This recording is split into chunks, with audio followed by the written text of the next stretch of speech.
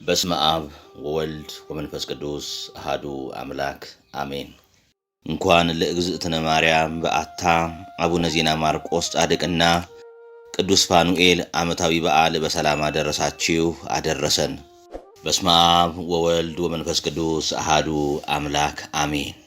በዓታ ለእግዝእትነ ማርያም ከነገደ ይሁዳ የሚወለድ ቅዱስ ኢያቄም የሚባል ደግ ሰው ከነገደ ሌዊ ወይም አሮን የተወለደች ሐና የምትባል ደግ ሴት አግብቶ በሕጉ ጸንተው በሥርዓቱ ተጠብቀው ይኖሩ ነበር። ነገር ግን በዘመኑ ሰዎች ልጅ የላቸውም በሚል ይናቁ ነበር። ኦሪታውያን ልጅ የሌለውን ሕጡአ በረከት ከጸጋ እግዚአብሔር የራቀ ነው ብለው ያምኑ ነበረ። ኢያቄምና ሐና ልጅ እንዲሰጣቸው ሲያዝኑ ሲጸልዩ ዘመናቸው አልፎ አረጁ።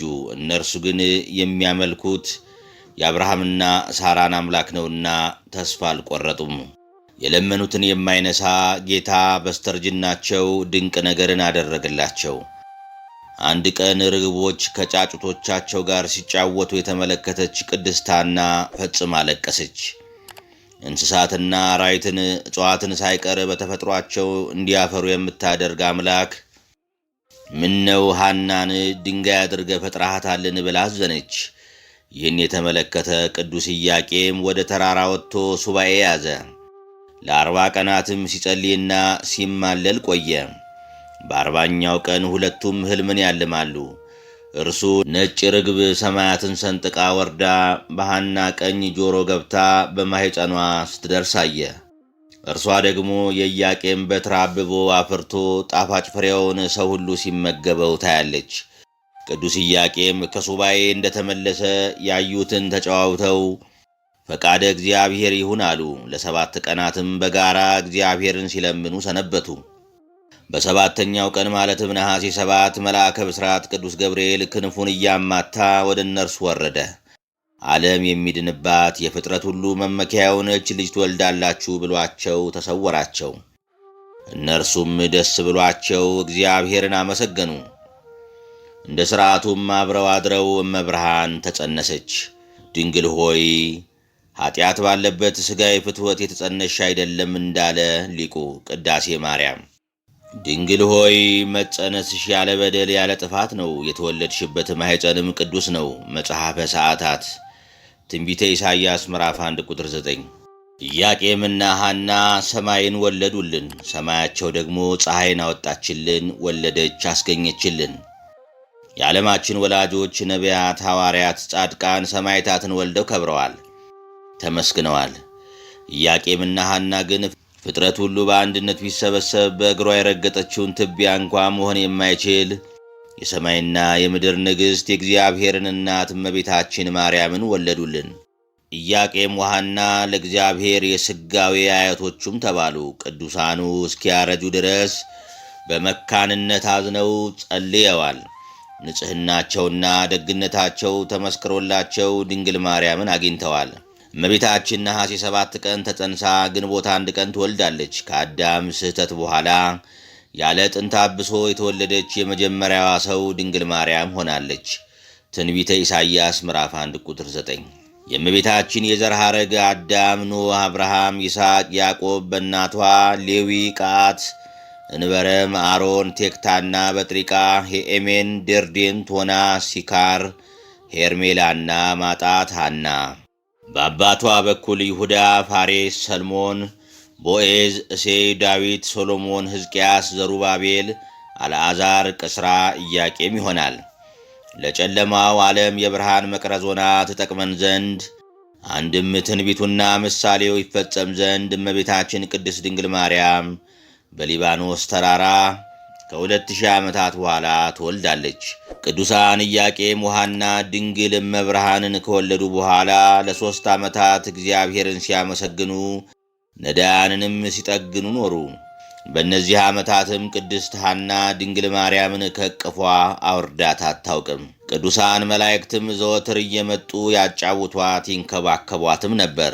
3 ዓመት በሞላት ጊዜም በቅድስት ሐና አሳሳቢነት ብጻታቸውን ስዕለታቸውን ይፈጽሙ ዘንድ ተዘጋጁ። እንደ ሥርዓቱ የሚዘጋጀውን መባውን ይዘው ወደ ቤተ መቅደስ ሲደርሱ አበው ካህናትና የመቅደሱ አገልጋዮች ሁሉ ሊቀበሏቸው ወጡ። ሕዝቡ ሊቃነ ካህናት ቅዱሳን ዘካርያስንና ስምዖን፣ ኢያቄም፣ ሐና ከድንግል ማርያም ጋር ቆመው ሳሉም ሊቀ መላእክት ፋኑኤል ከሰማይ ወርዶ ረቦ ታየ።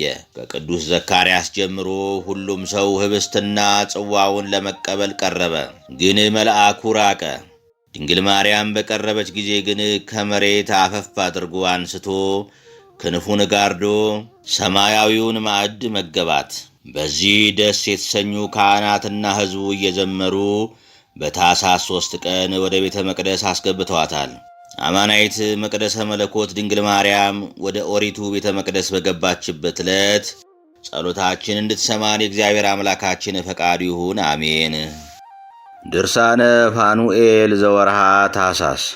በአብ ስም አምነን አብን ወላዲ ብለን፣ በወልድ ስም አምነን ወልድን ተወላዲ ብለን፣ በመንፈስ ቅዱስ ስም አምነን መንፈስ ቅዱስን ሰራጺ ብለን፣ በባህሪ በሕልውና እንደ አምላክ ብለን አምነን በወርሃ ታኅሳስ የሚነበብ ለሰሚው የሚደንቅ ከመዓር ይልቅ የሚጣፍጥ የሃይማኖት ፍሬያትን ሰላምንና ጽድቅን እናፈራ ዘንድ ክፉ ያለምንም ወጥመድ ከኛ የሚያስወግድ የከበረ መጋቤ ድንግል ሊቀ መላእክት ቅዱስ ፋኑኤል ድርሳኑን በማስተዋል እንስማ።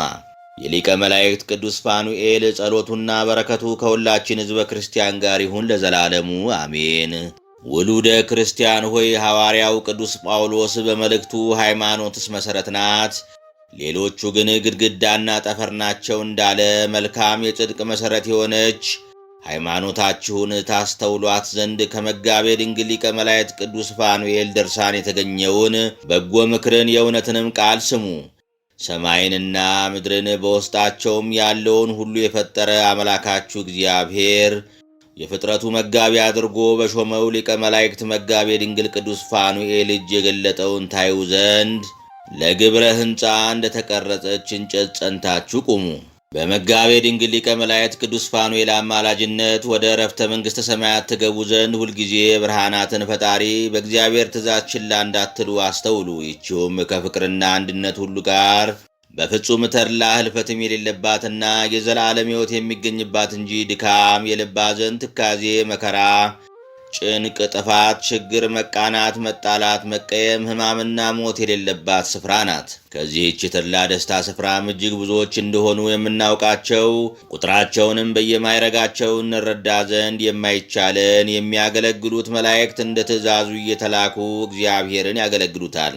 ሀብታቱን ሁሉ ይቀበሉ ዘንድ የሚያበቃቸው በመላእክትና በሊቃነ መላእክት ነቅሶ ኃይላትንም ወስኖ ገቶ የሚኖር የእጁ ሥራ ፍጥረታቱን ይመግብለት ዘንድ የከበረ መጋቤ ድንግል ሊቀ መላእክት ቅዱስ ፋኑኤልን ሾመው። መላእክትስ ሥጋውያን አይደሉምና ሥጋዊ መብልን አይሹም።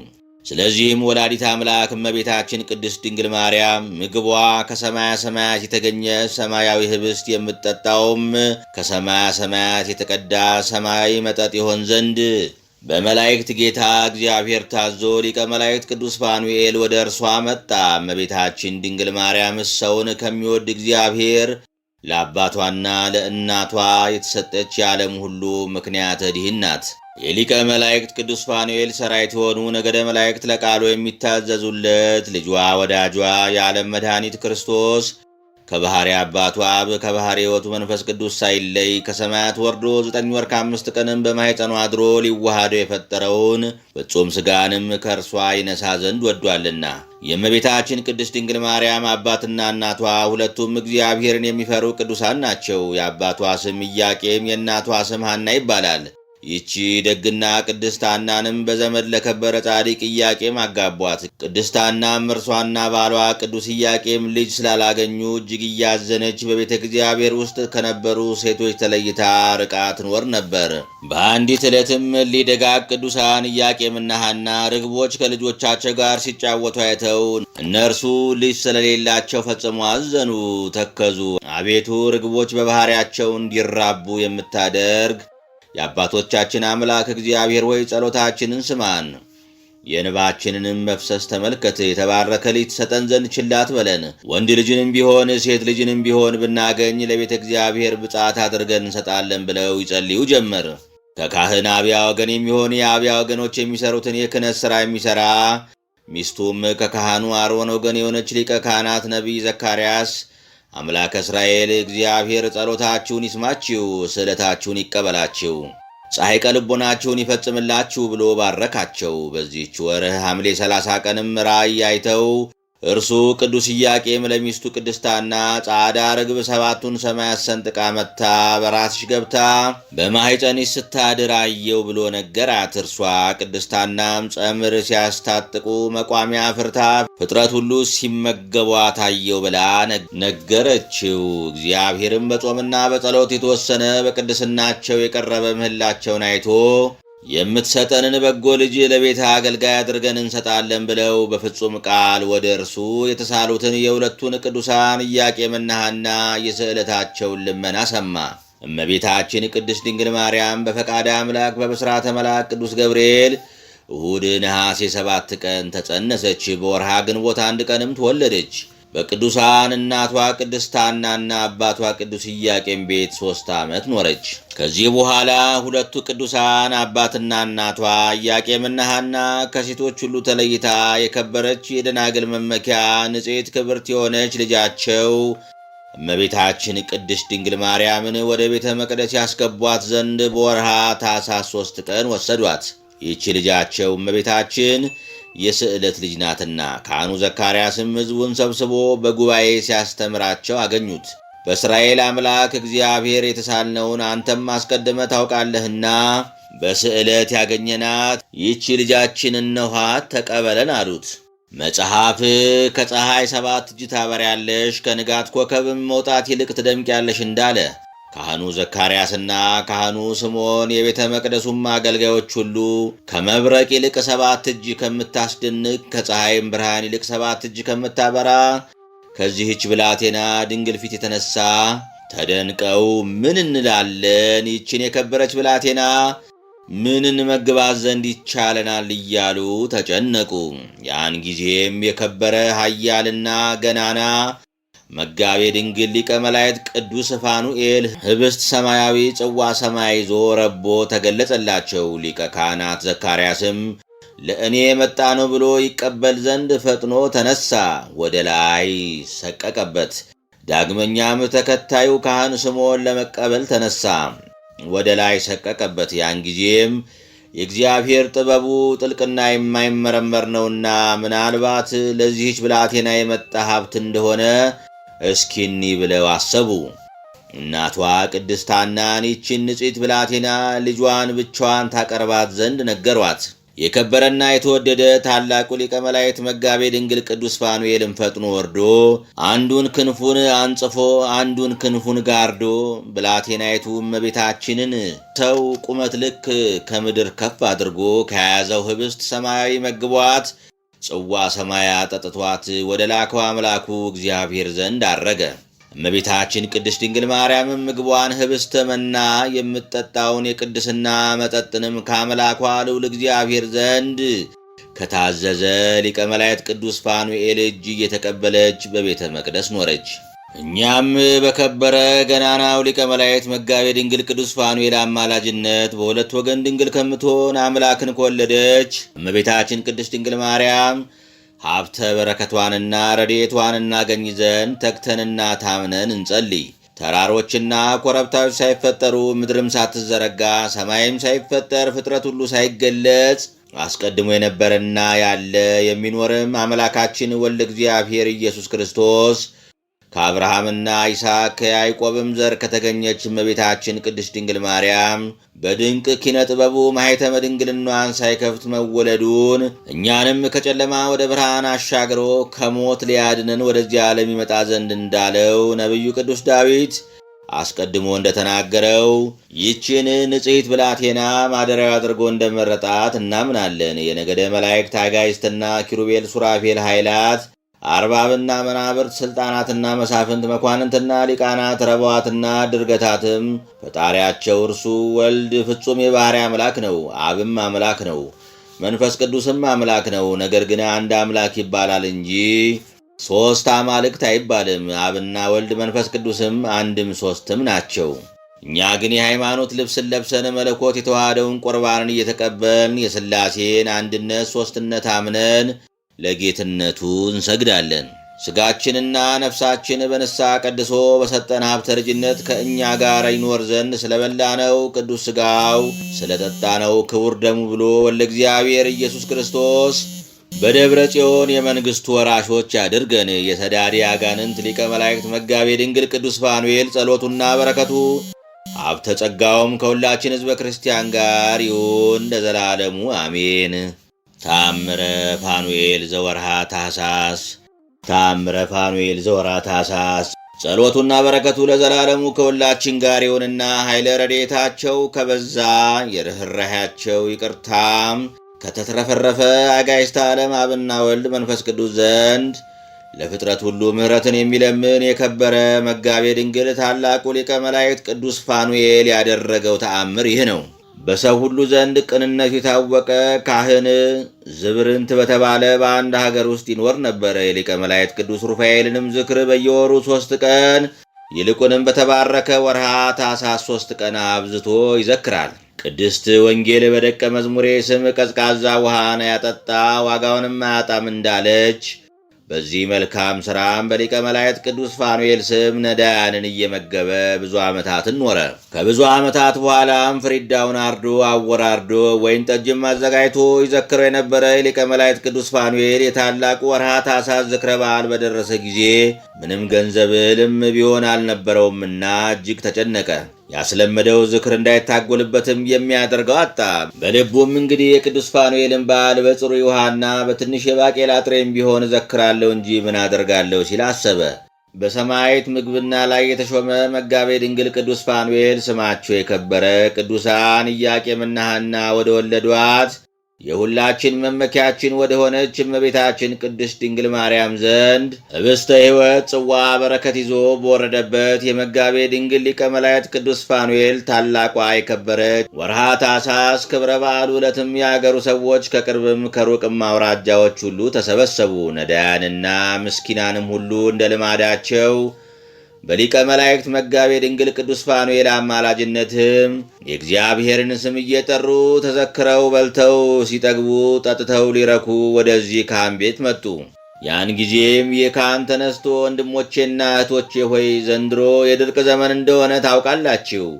ገንዘቤም ሁሉ አልቋል፣ ምንም እህል የለኝም። ነገር ግን የምታመንበት የወዳጄ ቅዱስ ፋኑኤል ዝክረ በዓሉ እንዳይታጎል ንጹሕ ውሃን በጋን ከ13 ዳቦች ጋራም በትንሽ ቁና ትንሽ ንፍሮ አዘጋጅቻለሁ ብሎ የልቦናውን ጭንቀት ነገራቸው። በረከትን የሚያድል የፍጡነ ረድኤት ሊቀ መላእክት መጋቤ ድንግል ቅዱስ ፋኑኤልን የአማላጅነቱን ታላቅ ኃይል በመታመን በቅዱስ እግዚአብሔር ስም ባርኮ ለእያንዳንዳቸው እየተቀመጡበት አደላቸው።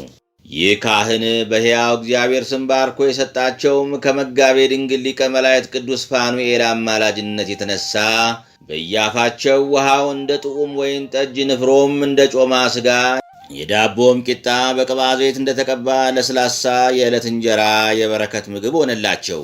ጌታችን ኢየሱስ ክርስቶስ በቅዱስ ዮሐንስ ወንጌል በእኔ ብትኖሩ ቃሌም በእናንተ ቢኖር የወደዳችሁት ሁሉ ይደረግላችኋል እንዳለ በልተው ጠገቡ፣ ጠጥተው ረኩ።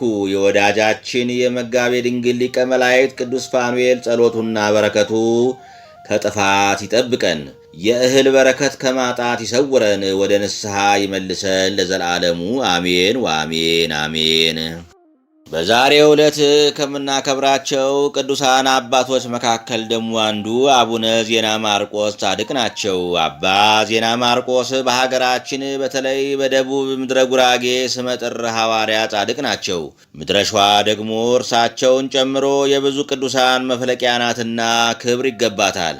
ነቢየ ጻድቅ ዳዊት ትውልደ ጻድቃን ይትባረኩ፣ የጻድቃን የቅኖች ትውልድ ይባረካል፣ መዝሙር 111 ያለው ነገር በምድረ ዞረሬ ጽላልሽ ተፈጽሟል። 3 ወንድማማች የተባረኩ ካህናት በስፍራው ነበሩ። ስማቸው ጸጋ ዛብ፣ እንድርያስና ዮሐንስ ይባላል። ከነዚህ መካከልም ጸጋ ዛብ እግዚአብሔርን አግብቶ ኮከበ ከዋክብት ተክለ ሃይማኖትን ሲወልድ፣ ካህኑ ዮሐንስ ደግሞ ዲቦራ የምትባል ደግ ሴት አግብቶ ዜና ማርቆስን ወልዷል። የአቡነ ዜና ማርቆስ ጽንሰታቸው ሚያዝያ 30 በብስራተ ማርቆስ ወንጌላዊ ሲሆን ልደታቸው ደግሞ ኅዳር 24 ቀን በበዓለ ሱራፌለ ካህናተ ሰማይ ነው። ዘመኑም 13ኛው መቶ ክፍለ ዘመን ነው። ዜና ማርቆስ በተወለዱ በ40 ቀናቸው አጎታቸው ቀሲስ እንድርያስ የ72 ዓመት ሽማግሌ ናቸው። ሊያጠምቁ ቀረቡ። ሕፃኑ ዜና ማርቆስ ግን ከእናታቸው እቅፍ ወርደው 3 ጊዜ ሰግድ ለአብ ወወልድ ወመንፈስ ቅዱስ እያሉ ቢሰግዱ የመጠመቂያው ገንዳ ውሃ ፈላ። ይህንን የተመለከቱት ካህኑ ደንግጠው ወጥተው ሲሮጡ ቅዱስ ሩፋኤል ሊቀ መላእክት ተገልጦ አትፍራ፣ ይልቁኑ ከጠበሉ ራስን ተቀባላቸው እንዳላቸው ቢያደርጉ ራሰ በራ ነበሩና ጸጉር በቀለላቸው። ሕፃኑ ዜና ማርቆስ ግን 5 ዓመት ሲሞላቸው ወደ ጉባኤ ቤት ገብተው በአጭር ጊዜ ብሉይ ከአዲስ ጠነቀቁ። ዲቁናን ተቀብለው ወደ ቤታቸው ሲመለሱም ሽፍቶች አግኝተው በትራቸውን ቀምተው አንገላተው ሰደዋቸዋል። ወዲያው ግን ያቺ በትር በአቡና ሽፍቶችን አጥፍታቸዋለች። ጻድቁ ለቤተሰብ እየታዘዙ ንጽሕናቸውንም እየጠበቁ ኑረው 30 ዓመት ሲሞላቸው ወላጆቻቸው ግድ ብለው ማርያም ክብራ ለምትባል ወጣት አጯቸው። እርሳቸው ግን በሰርጉ ሌሊት ከጫጉላ ቤት ጠፍተው በረሃ ገቡ። ከዚያም በቅዱስ መልአክ መሪነት ሀገረ ምሁር ደረሱ። በቦታውም ጣዖትን ሰባብረው ታምራትንም አድርገው ሕዝቡን ወደ ክርስትና መለሱ። መስፍኑ አውጊት ግን ተፈታተናቸው፣ አሰራቸው፣ አስራባቸው። በጦር ወጋለው ሲል ግን መሬት ተከፍታ ከነተከታዮቹ ውጣዋለች። ከ5 ዓመታት በኋላ ግን ማልደው ከሰጠመበት አውጥተው አጥምቀውታል። ቀጥለውም ምድረ ጉራጌ ወርደው ሕዝቡን አሳምነው አጥምቀዋል። የአዳልን ሕዝብንና ንጉሡን አብደልማልን አስተምረው ያጠመቁም እርሳቸው ናቸው። ድል አሰግድ የሚባለውን መስፍንም ያሳምኑ ዘንድ ጠንቋዮችን ድል አድርገው አጥፍተዋል። ጻድቁ ዜና ማርቆስ ከዚህ ሐዋርያዊ ሥራቸው በተጨማሪ በአቡነ ተክለ ሃይማኖት ምንኩስናን ከተቀበሉበት ቀን ጀምረው በጾም በጸሎትና በሰጊድ ኖረዋል። ፀሐይን በምድረ ጉራጌ እስከ ማቆም ደርሰውም ብዙ ተአምራትን ሰርተዋል። አይላፍ ደቀ መዛሙርትን ሲያፈሩ 200 አንበሶች በቀኝ 200 ነብሮች በግራ ይከተሏቸው ነበር።